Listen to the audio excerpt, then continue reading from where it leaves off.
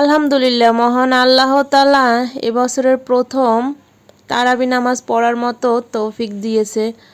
জানি না আগামী বছর প্রথম তারাবি নামাজ আমার কপালে আছে কিনা, একমাত্র আল্লাহ তাআলাই ভালো জানে।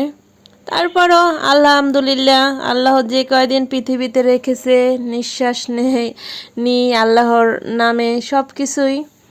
যাই হোক, আগামীকাল তো পবিত্র মাহে রমজান, আর মাহে রমজান মানে আমাদের মুসলমানদের খুব একটা ভালোবাসার জায়গা, ভালোবাসার অস্তিত্ব, একটা অনুভূতি আলাদা, যেটা আপনাদেরকে বলে বোঝাতে পারবো না। যারা এই ধর্মে তারাই একমাত্র বুঝবে।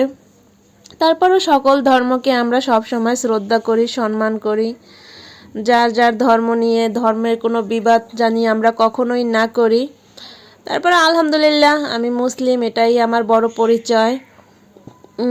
সবাইকে মহান আল্লাহ তাআলা 30টা রোজা রাখার তৌফিক দান করুক, সেই শুভকামনাই করি। এবছর না আমার নানিকে খুব মিস করতে আছি।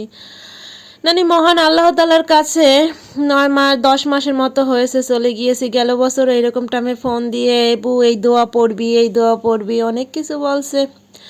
আল্লাহ ওনাকে বেস্ত নসিব করুক। আর দেখতে দেখতে কথা বলতে বলতে আপনাদের সাথে এই রাইস কুকারের এক চা বানানোর ভিডিওটাও শেয়ার করলাম। ভিডিও বলতে অনেকেই আমাকে জিজ্ঞেস করেন, আপু এই রাইস কুকারে কী করা যায়। আমার বাসায় তো একদমই গ্যাস থাকে না, আমার এই রাইস কুকারই ভরসা। দেখেনি তো যেভাবে কতটুকু সময়ের ভিতরে আমি 3 কাপ চা বানিয়ে নিলাম।